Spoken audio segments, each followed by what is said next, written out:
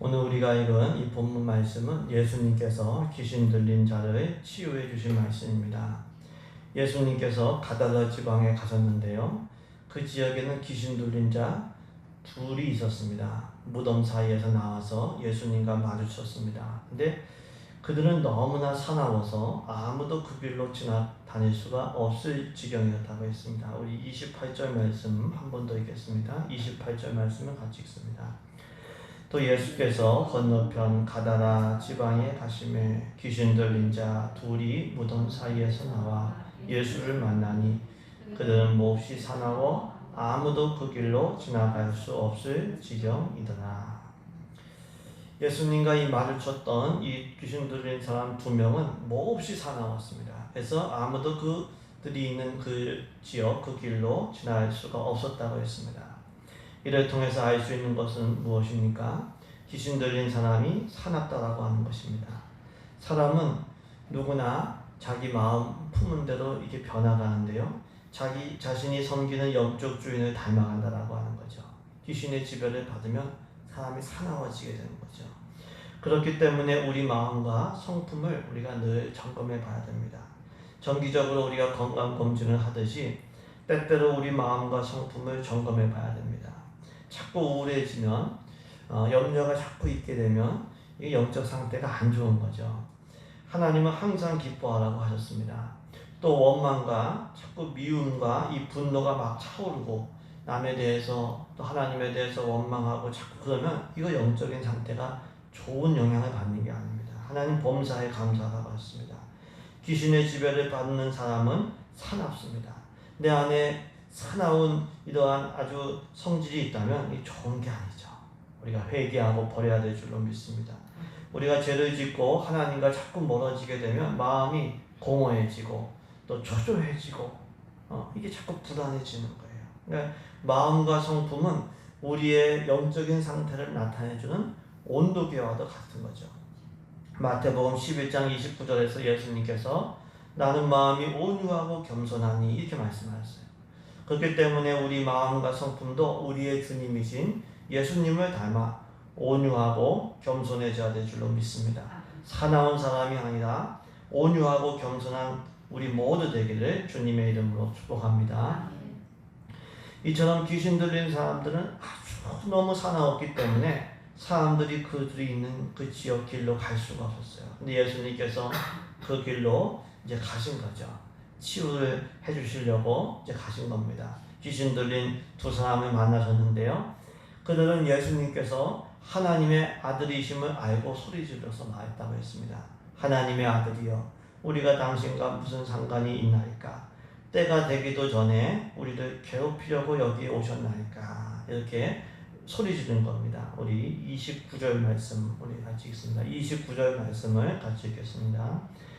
이에 그들이 소리 질러 이르되 하나님의 아들이여, 우리가 당신과 무슨 상관이 있나이까? 때가 이르기 전에 우리를 괴롭게 하려고 여기 오셨나이까 하더니.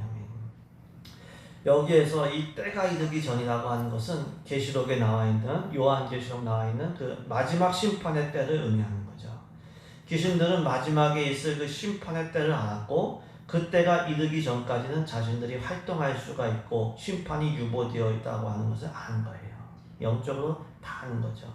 이를 통해서 알 수 있는 것은 무엇입니까? 귀신들은 심판받을 존재라고 하는 거예요. 그렇기 때문에 마지막 심판이 있을 때까지만 이게 한시적으로 활동을 할 수가 있는 거예요. 그러니까 귀신을 따르거나 귀신의 지배를 받는 이들도 마찬가지입니다. 결국은 심판에 처해지게 된다고 하는 거죠. 마태복음 25장 41절에 마귀와 그 사자들을 위하여 예비된 영원한 불, 이런 표현이 있습니다. 마귀를 따르거나 마귀의 지배를 받는 자는 마귀와 함께 영원한 불, 마지막 심판 지옥에 던져지게 되는 거죠. 반대로 우리가 예수님을 따르고 예수님의 지배를 받으면 영생을 누리게 되고 영생에 들어가게 되는 줄로 믿습니다. 그렇기 때문에 우리가 선택을 잘 해야 돼요. 귀신을 따라서 심판의 때가 올 때까지 한정된 삶을 살다가 끝날 것인가, 아니면 예수님을 따라서 영원한 삶을 살 것인가 선택을 해야 됩니다. 우리의 그 인생은 이 바닷속에 침몰하는 배와도 같아요.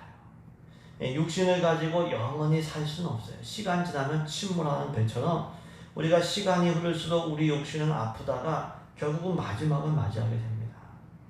그렇기 때문에 그 전에 우리가 구조선으로 갈아타야 되는 거예요. 예수님께로 나아가서 예수님 방주 안으로 예수님께로 나아가서 영생을 얻어야 되는 거죠. 예수님은 예수님께 나오는 자들을 용서하시고 받아주시는 줄로 믿습니다. 예수님을 3번 부인했던 베드로도 예수님께서 베드로도 받아주시고 다시 살려내 주셨어요. 구약 성경에 보시면 이 요나 선지자가 하나님의 말씀을 듣는데 정면으로 불순종했어요. 니느웨에서 가서 복음 전해라, 심판의 소식을 전해라. 근데 자기의 개인적인 감정 때문에 반대로 간 거예요. 근데 나중에 하나님께 용서받고 회개하고 용서받고 하나님께 쓰임 받았습니다. 예수님께 나아갈 때 용서받고 영원한 삶으로 인도를 받을 수가 있습니다. 우리 예수님께 나아가는 그 은혜, 영생을 누리는 그 은혜가 있기를 주님의 이름으로 축복합니다. 이렇게 귀신들은 예수님을 하나님의 아들로 부르면서 때가 이르기 전에 자신들을 괴롭게 하려고 하냐. 괴로운 거예요, 지금 귀신은. 예수님 오시니까 벌써 그 지역에 나오니까 귀신들은 벌써 괴로운 거예요. 그러면서 한 가지를 또 구한 거예요. 자신들을 쫓아내시려면 돼지떼에 들어가게 해달라고. 돼지떼에. 귀신은 항상 자기가 머물 집을 구하고 있어요. 그러니까 우리는 그 집이 되면 안 됩니다. 우리는 그 집이 되면 안 돼요. 죄지면은 그 집이 될 가능성이 높아지는 거예요. 우리 30절 말씀입니다. 30절 말씀, 31절 말씀을 우리 같이 읽겠습니다. 마침 멀리서 많은 돼지떼가 먹고 있는지라 귀신들이 예수께 간구하여 이르되 만일 우리를 쫓아내시려면 돼지떼에 들여 보내주소서 하니. 귀신들은 지금 예수님이 오셔서 지금 괴로운 거예요. 불안한 거예요.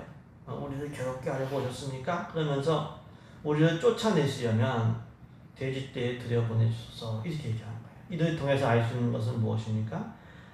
아무리 사나운 귀신들도 예수님 앞에서 꼼짝을 못한다고 하는 거예요. 여기 마가복음 5장에도 나오는데 누가복음 8장에도 나오는데 이 군대 귀신이라는 말이 나오거든요. 그러니까 그 수천 명의 귀신이 그 두 사람에게 들어간 거예요. 근데 예수님 오시니까 불안해하고 괴로워하고 이게 나가면 이제 쫓아낼 수밖에 없는 그런 처지인 걸 안 거예요. 예수님 앞에서 꼼짝도 못하는 거예요. 귀신들은 하나님의 아들 예수님 앞에 꼼짝도 못한다고 하는 것, 이것을 우리 마음속에 늘 새겨야 될 줄로 믿습니다. 그래서 우리가 귀신을 두려워하면 안 돼요. 귀신에 대한 2가지 잘못된 태도가 있습니다. 하나는 안 보이기 때문에 없다고 생각하는 거예요. 다른 하나는 잘못된 귀신 문화로 인해서 귀신들을 두려워하는 거예요. 근데 결과는 같아요. 결과는 귀신을 쫓아내지 못한다는 거예요. 하나는 몰라서 못 쫓아내고 하나는 두려워서 못 쫓아내는 거죠. 근데 예수님을 믿는 이들은 예수님의 이름으로 귀신을 쫓아내야 돼요. 왜 그럴까요? 귀신 영적인 싸움을 싸워서 쫓아내야 되는 이유는 그래야 영혼을 구할 수 있기 때문에. 오늘 본문에 나오는 이 귀신 들린 사람은 교육으로도 문제가 해결 안 되고 달래줘도 문제가 안 되고요. 돈 줘도 안 되고 이거는 안 돼요. 이거. 귀신을 쫓아내야 돼요. 쫓아내야 정상적인 생활을 할 수가 있는 거죠. 우리나 가족들에게 또 교회나 이 나라를 영향을 주고 역사하고 시험 들게 하는 귀신을 쫓아내야 될 줄로 믿습니다. 그게 우리가 해야 될 일이에요. 예수님이 하신 일이에요. 예수님께서 이 땅에 오신 일은 마귀의 일을 멸하려고 오셨다고 했어요. 요한일서 3장 8절 말씀을 보시면 죄를 짓는 자는 마귀에게 속한다. 마귀는 처음부터 범죄함이라 하나님의 아들이 나타나신 것은 마귀의 일을 멸하려 하십니다. 예수님께서 오신 것은 영적으로 마귀의 일을 멸하시려고 오신 게 이게 핵심적인 일인 거예요. 마귀가 하는 일은 뭐예요? 죄짓게 하는 일. 죄를 짓는 자는 마귀에게 속하는 거예요. 죄짓게 하고 망하게 하고 우리 영혼 도적질하고 그게 마귀 하는 거예요. 요한복음 10장 10절에 도둑이 오는 것은 도둑질하고 죽이고 멸망시키려는 것뿐이요 예수님 오신 것은 양으로 생명을 얻게 하고 더 풍성히 얻게 하는 것이라고 했습니다. 예수님은 마귀의 일을 멸하시고 우리에게 생명을 주시려고 오신 줄로 믿습니다. 그렇기 때문에 우리도 예수님으로 충만해서 예수님의 이름으로 우리가 귀신을 쫓아내야 돼요. 기도할 때도 하나님 주세요, 이것 주세요, 저것 주세요, 이 기도도 물론 해야겠지만 대적 기도도 많이 해야 돼요. 예수님의 이름으로 명령을 해야 돼요. 우리 가족 가운데, 우리 지역 가운데, 우리 교회 가운데, 또 나에게 자꾸 악한 마음 주고 더러운 생각 주고 그런 병마들 예수 그리스도의 이름으로 떠나가라. 우리가 명령 기도하고 대적 기도해야 될 줄로 믿습니다. 대적할 때 떠나간다고 했어요. 그러니까 안 보인다고 없는 게 아니거든요. 그렇게 해야 영혼도 구하고 가정도 교회도 세우게 되고 하나님 나라가 확장되는 줄로 믿습니다. 우리 힘으로는 안 돼요. 근데 예수님이 계시면 아무리 군대 귀신가 봐도 예수님 함께 하시면 예수님의 이름으로 되는 줄로 믿습니다. 그래서 우리는 영적 전쟁을 해야 돼요. 예수님으로 충만해서 예수님의 이름으로 대적하고 마귀를 귀신을 쫓아내시게 주의 이름으로 축복합니다. 이처럼 귀신들은 예수님께 쫓아내시려면 돼지떼에게 가게 해주세요. 예수님께서 허락을 하셨어요. 가라고 하시니까 귀신들이 들어가서 돼지떼가 온 때가 비탈로 내리다가 이 바다에 빠져서 몰살하게 되었다고 했어요. 근데 그 소문을 듣고 이야기를 다 자초지종을 들은 마을 사람들이 예수님 보고 가다라 지방에서 떠나기를 간구했다고 했습니다. 우리 그 말씀도 읽습니다. 32절부터 34절까지 말씀을 같이 읽습니다. 32절부터 34절까지 말씀입니다. 그들에게 가라 하시니 귀신들이 나와서 돼지에게로 들어가는지라 온 때가 비탈로 내리다라 바다에 들어가서 물에서 몰사하거늘 치던 자들이 다 하나 시내에 들어가 이 모든 일과 귀신 들린 자의 일을 보아니 시내가 예수를 만나려고 나가서 보고 그 지방에서 떠나시기를 간구하더라. 이 가다라 지방 사람들은 귀신이 나가서 이제 온전해진 사람을 귀하게 생각하지 않았어요. 사람이 이 두 명의 사람이 온전해졌구나. 이게 참 감사한 일인데 이걸 생각하지 않고 돼지떼가 죽은 이 경제적인 손실을 크게 생각했어요. 결국 예수님에게 그 지방을 떠나기를 간구했습니다. 이를 통해서 알 수 있는 것은 무엇입니까? 사람보다 물질을 더 귀하게 여기면 예수님을 거부한다는 거예요. 그리고 예수님 안 계신 곳엔 거긴 누가 있겠어요? 영적으로 보면 결국 귀신이 왕노 타는 겁니다. 나갔던 귀신이 또 다시 역사하는 거죠. 그러니까 우리는 물질이 아니라 사람을 더 귀하게 여겨야 돼요. 예수님이 계신 곳에는 사람들이 자유함을 얻고 사람들이 존중받고 사람들이 귀해지게 되는 거예요.